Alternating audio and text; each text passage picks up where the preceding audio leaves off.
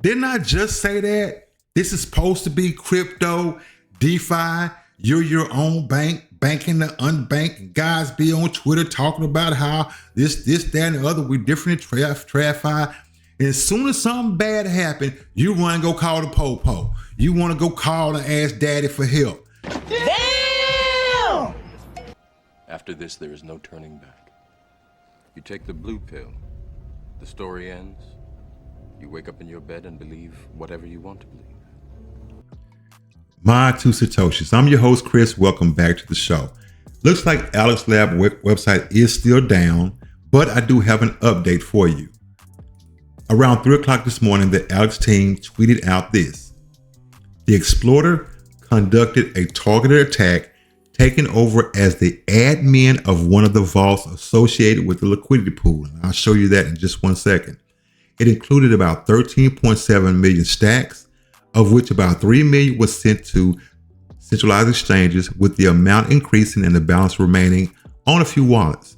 So far, they recovered all the assets that you see on your screen in front of you. ABTC, XBTC, XUSD. I'm not reading off all of them, but just some of them. Chax, B20, ORG, and STXS, which is stacks inscriptions. I think I covered it on this channel when we actually did that. It says the smart contract code and infrastructure underlying Alex were not compromised. Monitoring and the actions that they're taking. The exploiters' wallets are closely being monitored, and relevant centralized exchanges have been notified. All known centralized exchanges accounts associated with the exploiter are frozen. Furthermore, all those exchanges have been requested to stop all deposit and withdrawal function until further notice. In support of the effort to trace the stolen funds, we have set up multiple alarms to monitor all suspected addresses suspected to be created by the exploiter for the movement of the funds. Now, this is where it gets good. Let's go into the fund recovery first, because at the end, there's a sticking point that a lot of people are pissed about. A portion of the stolen funds have been identified and are in the process of being recovered from one centralized exchange. We are actively working through the required processes with the other centralized exchanges to facilitate the return of additional funds. Legal measures taken. In further efforts to recover the stolen funds, we are preparing to file a police report to obtain police support on our recovery efforts if the exploiter does not come forward to cooperate with us in time. Keep that in mind. This is DeFi. We don't want regulations, but they are going to the police to recover your funds. We're going to get back to this at another time because I see this as a recurring thing. We want to be big boys. We want to be our own bank. But when something bad happens, we run to the authorities. Let's just keep going. Leave a comment down below if you think the way I just said that and what I'm talking about right there is right or wrong, or what should we do? Next steps. To further monitor the exploiter's movements and block any further transfer of funds, we are sharing the current forensic data with all relevant centralized exchanges. You can view the details in the forensic data spreadsheet. I'll put that link down below. We will continue to update this sheet with new information based on the attacker's movements. Now, as there is no assurance that all stolen funds will be recovered, we are evaluating deployment of Alex reserves held by the Alex Lab Foundation, which are held for purposes of dealing with situations like the current incident, towards funding of a treasury grant program to support our community impacted by this attack during these challenging times. I'm reading this for a reason. Additionally, we are considering the possibility of proposing a SIP to the Stacks community for the burn of STX in the wallets holding unrecovered stolen funds of our community and fresh mint of STX to those impacted. And as someone said in the Discord, you mean to tell me you can burn STX in someone's wallet? Put a pin in that. Let's go over and take a look at the XLink update. Mind you, these are two totally different exploits. Key points from them. The exploiter took control of the XLink endpoints on BSC and Ethereum and upgraded them to a malicious implementation contract. This resulted in the withdrawal of 4.3 million worth of funds on the Binance Smart Chain. However, this was recovered with the help of a white hat. That's what I announced yesterday. But another 5 million worth of funds are locked on Ethereum, mainly Lunar Crush tokens. The Lunar Crush team is working with them basically to implement security measures to keep those funds there. There are some residual funds, less than 500,000, that are still locked on Ethereum, but a majority of the funds have been either recovered or secured. Alex BTC, was largely unaffected by this exploit, as the vast majority of reserve assets are held in a custodian account on Kobo. No endpoints other than BSC and Ethereum were affected by this exploit. What do you guys think so far? Isn't it strange that right around the time that the Nakamoto upgrade has supposedly quote unquote went live, this happens? Interesting. Next steps. The Exploiter's wallets are being closely monitored and all relevant parties, including our security partners, have been notified. The XLink team is working diligently to return to a normal operation as soon as possible. And they thank you for your patience and all that good stuff. So tell me what you think so far, because next we jump into what happened on Solana and why is crypto Twitter on fire right now. Now, I do want to double back and tell you some of the tokens that are in the vault from the Alex Lab export, the ones they said are still sitting there.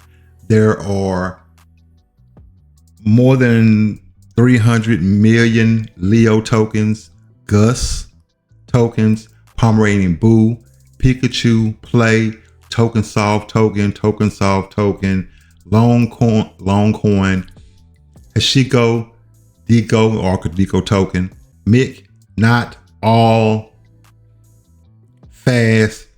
Most of these are just S coins. Well, all of them are S coins, but a lot of these are stacks inscriptions. But you do have a little bit of rock, some rune stones, and things of that nature. You can pause the video and see what I was talking about right there, but I wanted to make sure I put that in at the very end. I will also include the links down below. Let's keep it moving.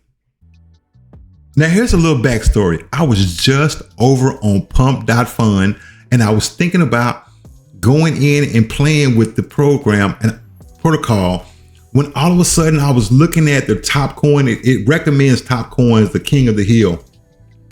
And I'm looking at the token and I'm thinking, man, should I get in it? And all of a sudden it's a long red wick that just drops the price. And I was like, what the hell? But anyway, an attacker using the wallet address on the Soul Scan that's listed here is exploiting Pump.Fun by buying up all the tokens of new projects launched on the platform within minutes.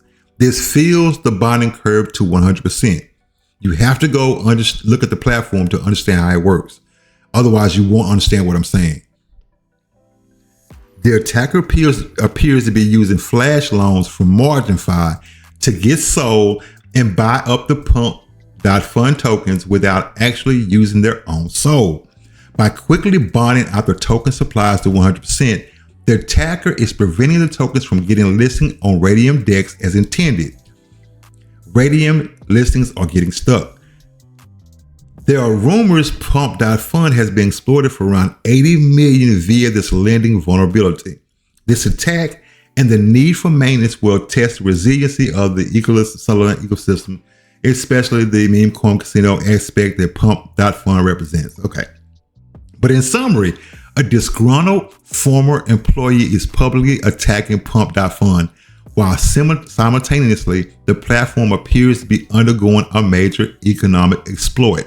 Let's take a look at what this former employee is saying. I was reading the tweets. He is having the time of his life.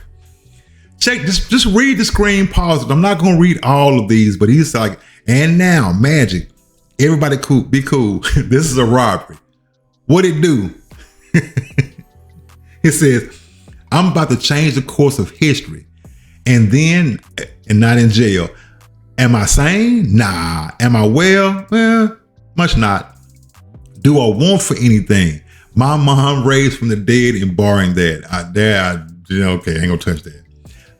Life without parole. Sticking this here now. If Stack winds up dead, it was not suicide. He's talking about himself.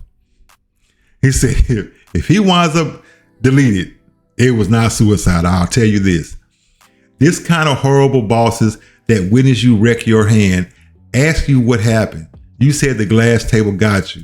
Anyway, it's just a bunch of gibberish. But if you go over and check him out on Twitter, he is going in, but he's not admitting to doing anything. They just saying this is a formerly disgruntled employee. He's pissed. But if you look on Twitter, there are a lot of people saying, thank you for the airdrop. Left and right, people are saying, oh, you just gave me 600 Solana, 200 Solana. Thank you so much. I don't know if these are games these people are playing, if he has multiple accounts and he's just playing a game some kind of way, or if this dude is actually airdropping tokens to people within the community. Man, this is crazy. Go over and check it out on Twitter. Just put in Pump.Fun, hit enter, and have at it. I just wanted to put that at the end of this video because I'm going to follow up on that and see what is exactly going on. But right now, you can imagine Ansem and all the guys that's in Solana, they're baffled. They don't know what's going on. But it's 80 million compared to what happened on Alex is light work. But anyway, this has been my 2 Satoshis. I will be back with another video right after this. We're out. And we have an update. Just as I was getting ready to upload the video, go back and take a look. Not even an hour ago, they put some interesting information out about Pump.Fun. Of course, they say that they are aware that the bonding curve contracts have been compromised and are investigating the matter. Now listen, we have upgraded the contracts so the attacker cannot siphon any more funds. The TVL in the protocol right now is safe. We've paused trading. You cannot buy and sell any coins at this moment, so don't even try. Any coins that are currently in the process of migrating to the Radium protocol cannot be traded and will not be migrating for an indefinite period of time. Any coins that have made it off Pump.Fun bonding curve contracts with locked LPs on Radium are safe. If you have ever connected your wallet to Pump.Fun, your wallet is safe. I wouldn't trust that. Not that they're going to do anything wrong, just better safe than sorry. Go over, open up your Phantom wallet, click the little pie at the very top up here, click the settings, go down to connected apps, and just disconnect it. You ain't gotta. My bad. You ain't gotta do all that. Just don't even listen to that.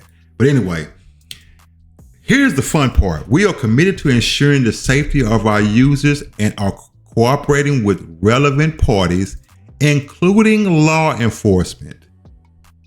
Didn't I just say that? This is supposed to be crypto, DeFi. You're your own bank, banking the unbanked. Guys be on Twitter talking about how this, that, and the other. We different in TradFi. And as soon as something bad happens, you run and go call the popo. You want to go call and ask daddy for help. No, money gone. Money gone. You know what you're doing when you put your money in these projects, and when you're messing with a small contract, you know what you're doing. You know what you're doing.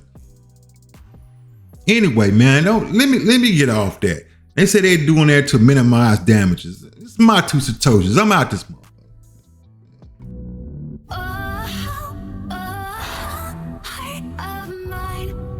Take the red pill.